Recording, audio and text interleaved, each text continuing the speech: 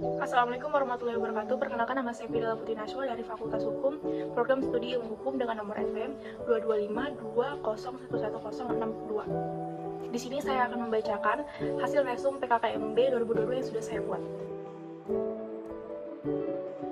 Materi pertama atau materi 1. Di materi pertama ini membahas tentang peran Kepolisian Republik Indonesia dalam mengatasi kejahatan digital. Definisi dalam UITE, satu kumpulan data elektronik tetapi tidak terbatas yang diolah yang memiliki arti atau dapat dipahami oleh orang yang mampu memahaminya.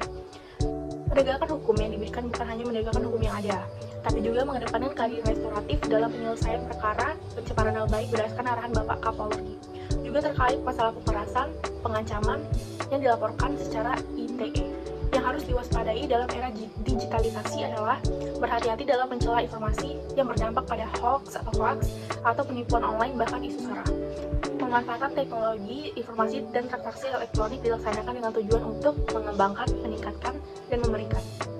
Contoh pelanggaran hukum di dunia maya adalah pornografi, judi online, illegal access, pelanggaran hak cipta, penipuan online, dan penipuan kartu kredit. Materi 2. Di materi 2 ini membahas tentang pengembangan karakter mahasiswa sebagai intelektual dan anti kekerasan atau anti perundungan. Bullying atau bully, satu tindakan fisik atau non-fisik yang melukai diri kita dan membuat kita merasa tidak nyaman. Terjadinya bullying atau bully terdapat di dalam lingkungan, pendidikan, media sosial, teman, sekolah, dan di rumah. Tanggung jawab generasi muda. Tanggung jawab generasi muda pertama adalah mempertahankan dan memelihara kesatuan bangsa, kedua mengembangkan kepribadian dan tangguh berkemampuan berpikir analitis dan sintesis, berilmu tinggi, berketerampilan, serta bermuara Pancasila dan berbudi luhur. 3. Ada meningkatkan partisipasi dalam pembangunan ekonomi, politik, dan sosial. 4. Ada memelihara dan mengembangkan demokrasi, Pancasila serta menjunjung tinggi hak dan kewajiban asasi negara. Dan 5. Ada mengembangkan nilai budaya luhur yang relevan guna mendorong dan menampung perubahan. Materi ketiga. Di materi ketiga ini membahas tentang penguatan karakter manusia. Pembangunan karakter mahasiswa dalam perspektif agama.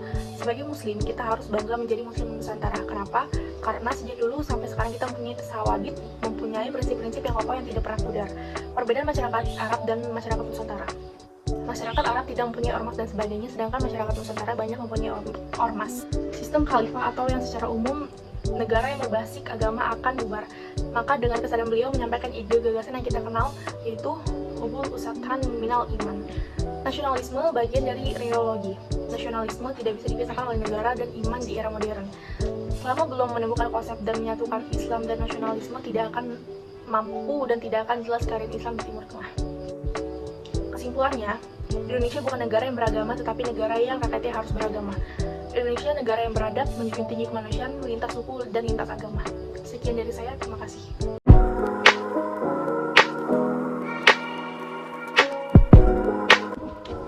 Materi pertama.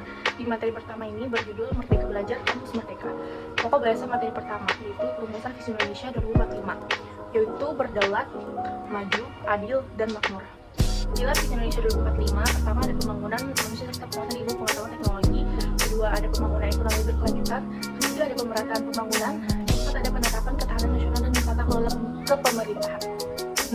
Tantangannya ada industri 4.0, literasi data, pengetahuan teknologi, dan humanisme atau kemandirian.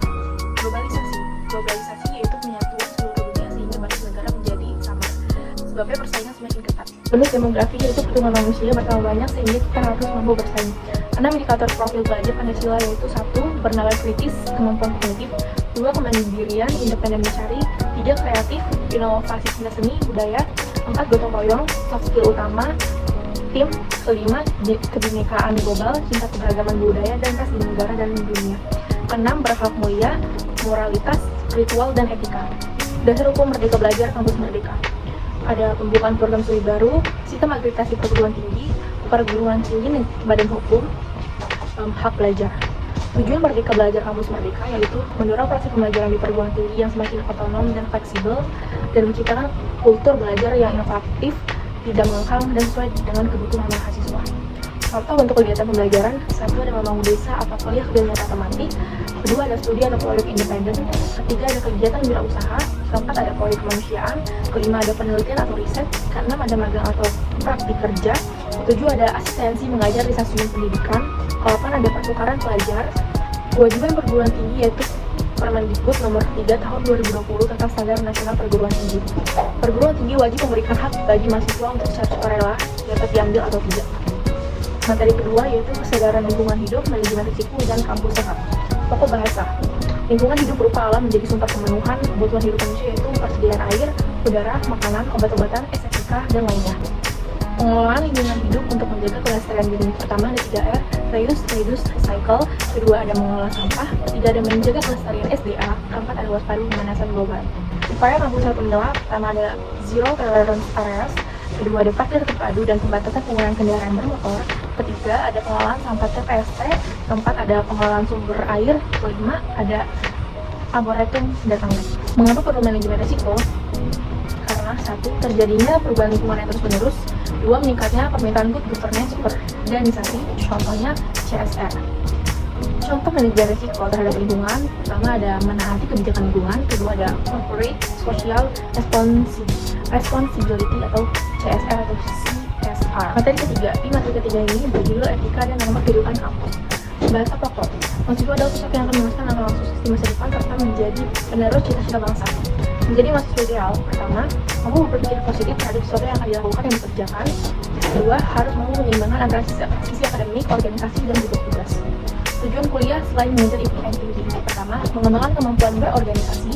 Kedua, kemampuan untuk memimpin yang baik. Ketiga, mampu mengatur teman-teman dengan baik. Keempat, mengeluarkan pendapat di depan banyak orang yang mana akan berguna sangat terjun ke masyarakat secara profesional. Tipe mahasiswa pertama yaitu tipe mahasiswa study oriented. Artinya mahasiswa ini suka sama yang namanya belajar. Mahasiswa tipe ini memiliki kekurangan yaitu kurang bisa bergaul dan berbaur, sehingga sosialisasi dengan mahasiswa lain kurang baik. Mahasiswa tipe ini biasanya berprestasi di bidang akademik dan lulus tepat waktu, bahkan bisa lebih cepat daripada waktu kelulusan yang semestinya. Kedua, ada tipe mahasiswa organization oriented. Mahasiswa tipe ini biasanya mampu berkomunikasi dan bersosialisasi dengan baik, tetapi terkadang lupa sama tugas utamanya sebagai mahasiswa yaitu belajar. Ketiga, mahasiswa study and organization oriented. Mahasiswa tipe ini mempunyai karakter campuran antara fokus belajar dan aktif dalam organisasi. Artinya memiliki pengetahuan yang luas baik dalam akademik maupun organisasi. Tetapi mahasiswa ini dituntut untuk belajar mengatur waktu yang baik agar bisa tetap fokus belajar, tapi organisasi juga tetap berjalan. 4. Mahasiswa yang hanya suka bermain. Mahasiswa ini adalah tipe mahasiswa yang terburuk yang punya pikiran bahwa kuliah adalah waktunya bersantai dan bermain seharian, sehingga lupa dengan tugas utamanya, yaitu materi 4. Di materi 4 ini berjudul kehidupan kampus di era revolusi 4.0. Perguruan tinggi di era revolusi industri 4.0 dan kehidupan kampus masa pandemi. Perubahan yang terjadi seperti saat zaman dahulu, yaitu saat praktik dari menggunakan mesin ketik yang digunakannya sangat susah dan butuh waktu lama, digunakan berubah menjadi komputer yang masih biasa. Hard disk yang masih sedikit dan berubah lagi sampai sekarang menjadi komputer yang sangat canggih. Harus mempunyai inovasi yang tinggi untuk menghadapi era revolusi. Gagasan-gagasan sebenarnya sudah muncul untuk masyarakat, tetapi dari mahasiswa luar Indonesia. Dan yang diharapkan mahasiswa Indonesia juga bisa memunculkan gagasan-gagasan seperti itu. Sumber daya alam juga menjadi cara kita untuk menghadapi era revolusi. Kita mempunyai sumber daya alam yang harus dikelola dengan baik seperti dengan teknik, seperti aluminium, nikel, dan lain-lain. Yang harusnya diimpor saat barang sudah jadi, bukan bahan asli harus kita olah dulu. Untuk meninggalkan era industri di Indonesia dan agar bangsa kita bisa mengembangkannya juga. Wawasan-wawasan dan ilmu yang dipunyai oleh orang-orang Indonesia seperti ilmu informatika, komunikasi, mereka lah yang membantu untuk mempromosikan dan membantu agar lebih baik mengembangkan bidang industri di Indonesia ini. Sekian dari saya, terima kasih. Assalamualaikum warahmatullahi wabarakatuh. Perkenalkan, nama saya Fidel Putriaswa dari Fakultas Hukum dengan nomor NPM 22520111062. Di sini saya akan membacakan materi PKKMB Fakultas hari pertama yang sudah saya catat dan saya rangkum. Temanya, melalui Merdeka Belajar Kampus Merdeka, ciptakan mahasiswa fakultas yang berkarya dan berinovasi. Materi akademik atau sistem akademik, pemateri dekan akademik. Sistem perkuliahan. Untuk sistem perkuliahan, lulus paling cepat itu 3,5 tahun dan paling lama 7 tahun. Satu matkul atau mata kuliah terdiri paling sedikit 2 SKS. Minimal SKS 1 tahun itu ada 146 dan 1 SKS berdurasi 50 menit. Wakil Dekan Bidang Umum dan Keuangan yaitu Ibu Yulianeta SH. Subkoordinator Umum dan Keuangan yaitu Bapak Tejo. Kepala Kantor itu Ibu Eka.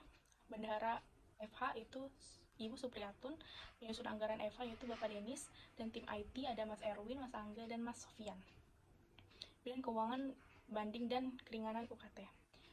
Sarana perkuliahan, gedung A ada aula dan ruangan dosen, gedung B ada gedung S2, S3, dan untuk kegiatan lain, gedung dekanat ada ruang akademik, ruang kemahasiswaan lab, dan ruang pemimpin fakultas. Gedung D ada ruang kuliah dan ruang dosen administrasi negara. Gedung E ada ruang guru besar dan ruang tata negara. Gedung F ada gedung Perdata 1 dan gedung S22. Dan ada juga gedung alumni dan gedung peradilan semu. Itu coming soon. Wakil dengan bidang kemahasiswaan dan alumni yaitu dipilih bermata FMMH. Sistem akademika. Proses saat kuliah meningkatkan hard skill atau SDM, meningkatkan soft skill yaitu kemampuan mengembangkan diri sendiri. Peraturan rektor baru yaitu kitab suci mahasiswa dalam menjalani pendidikan. Peraturan rektor baru yaitu kitab suci mahasiswa dalam menjalani pendidikan.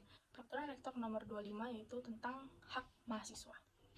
Assalamualaikum warahmatullahi wabarakatuh. Perkenalkan nama saya Fidel Prinaswa dari Fakultas Hukum, Program Studi Ilmu Hukum NPM 2252011062, ingin membacakan resum PKKMB Fakultas hari keempat. Kuliah berpendidikan sesuai yang ditetapkan. Kuliah harus proaktif. KRS yaitu Kartu Rencana Studi. Student Central Learning adalah pendidikan yang fokus pada mahasiswa dan diberikan dosen pembimbing. Bapak Insinyur Jenderal Dr. Edwin Esa MNMM mengatakan mahasiswa harus berinovasi, tidak sombong, mencintai hukum, dan gunakan hati. Dr. Evi Kurniawati mengajak mahasiswa baru mendaftarkan diri ke Politeknik dan memudahkan mahasiswa baru ke Politeknik Unila. Sekian dari saya, terima kasih.